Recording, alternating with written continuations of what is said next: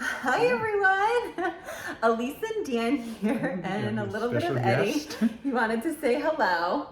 He wanted to be on this episode of the Deep Life, which we are talking about the importance of breath work and breathing. Speaking of someone who knows how to breathe properly, I mean, dogs are just incredible. But yes, let's get into breathing and how important it is. Yeah, so there's a lot to unpack here. I think breathing is one of the most important back that up. Breathing is the most important thing you're gonna do. Yeah, like you can go days without water, you can go weeks without food, you can go minutes without breathing. Yep. You're taking over 20,000 breaths a day. And you want those to be at the highest quality. Yes. So there is a wrong way to breathe, and most people are breathing incorrectly. If you see, the easiest way I think that we can determine if someone is breathing improperly is if they go and their shoulders move. So common is that, like chest breathing, where you're like kind of like creating space by lifting your shoulders, but you're only getting part of the breath. Right. So everything's kind of restricted, and the air is trapped in your upper chest, upper lungs. Where proper breathing is deep. Yes. And when we say deep, I think the first thought most people get is big. It doesn't mean big, like that's not a deep breath. A deep breath is deep below the surface. So getting air as far down into your lungs as possible. So I think, a really important thing, and I think everybody should kind of do this, is watch yourself in the mirror, put one hand on your chest and one hand on your stomach, kind of right around your belly button. Take a big, deep breath. So think deep below the surface, in through your nose. And that bottom hand, I know you can't see it, but my bottom hand is like right over my belly button. Yeah, I was just gonna say, your stomach should expand. Yeah, so there should be an expansion below before anything in your chest expands. If you're expanding your chest first, if you're lifting your shoulders to create space, you're not breathing deep enough, you're not breathing properly, and you're missing out on a lot of that like gas transfer that takes place where you're like bringing in oxygen, releasing CO2. So you're keeping that buildup of CO2, you're keeping stale, old oxygen in your lungs. And then there's also a carryover to like stress. Yes, it is. Yeah, and just want to touch upon the breath that's coming deep within your stomach, because it really should make your stomach basically go out to like a balloon size. It really does expand it a lot. And I struggled with this a lot breathing, because as women, we're always taught we want our stomachs flat and tiny and petite, never protrude them, never let them go, because that way you're gonna look fat.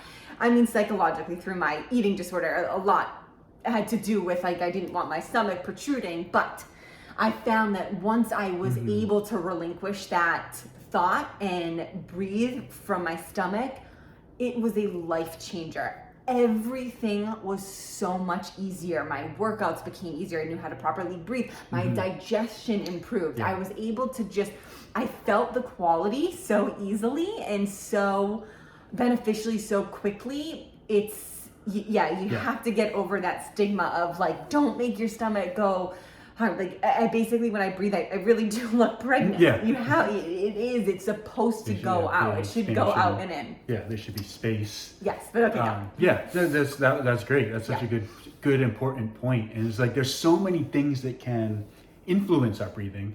Like Elise said, like some of it's cultural, some of it's that you don't want to, so you're keeping everything tight. Some of it's stress, and like being stressed and being in this position, you're gonna frantically breathe. And most people are breathing too much, and they're breathing with poor quality, which is triggering stress. Everything in your body is a two-way street. So when you're stressed, you're gonna breathe improperly, because it's gonna be more of a frantic chest pace, and that's okay because it's an immediate thing. But when you have chronic stress and you're always breathing like that, you're always in this fight or flight stressed position where your body can't handle other things, can't work on the things it needs to work on. But you can also, if you're stressed, everybody know, like we say all the time, like take a deep breath. So once you start taking that deep breath properly and not a stressed big over breath, but a deep relaxing breath with a long exhale, it's a two-way street. So you can trigger that stress reduction, parasympathetic rest and digest state just through your breathing. It's also going to help with digestion, like Elise said. It's going to help with like maybe if acid reflux or something like that. That can be exacerbated by poor breathing. Your energy levels are going to be better. You're going to be just more calm. You're going to be able to train better. So there's so many things, but and you do want to pay attention to how you're breathing, because you want it to be coming from your nose. I've ever heard of the term mouth breather.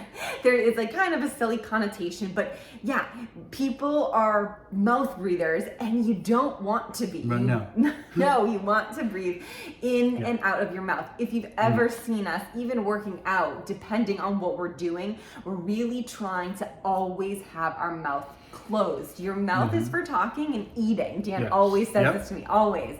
And breath is supposed to come in and out of your nose. And there's multiple reasons for that. Think about nose hairs. You don't have any mouth hairs. Your nose hairs filter out, dirty environmental toxins and things that you're getting in. Think about, look at the times we're in. People are running around with masks on. Close your mouth, breathe through your nose. There's a filtration system already in place. Your nose is also going to warm the air as it goes through that filtration system. It's going to warm up. It's going to attach to nitrous oxide, which helps the oxygen circulate in your body.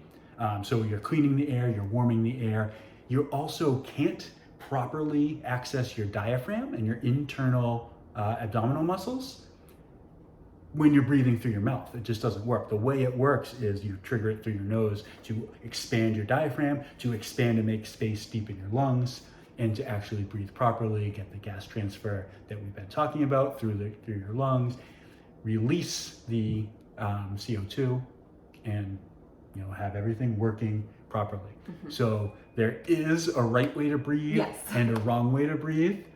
We can definitely help more if you have questions about this. I know, right now, it's a lot. we just threw a lot at you. We're trying to keep this simpler, and then. But it's something that everybody should be aware of, and it's not talked about enough. And so we're trying to bring awareness that something so unconsciously that we do 20,000 times a day, if you're doing it wrong and improper, it's gonna be detrimental. So when you fix it, it's a quick fix and it's so beneficial. But make sure you're taking into consideration even the few tips that we've given you. Make sure you're belly breathing. Make sure your nose is the way that you're inhaling and exhaling, not through your mouth. You should have your mouth closed at all times, even walking down the street or walking in and around your house. Your mouth should be closed unless you're talking to someone or you're eating something. You shouldn't be here sitting with your mouth open and breathing, and that's it. Breathe through your nose. So breath is life. Breath is by far the most important thing that we try to coach people on. It really is. Embrace it, optimize it, and enjoy the way your body is supposed to work. Yeah.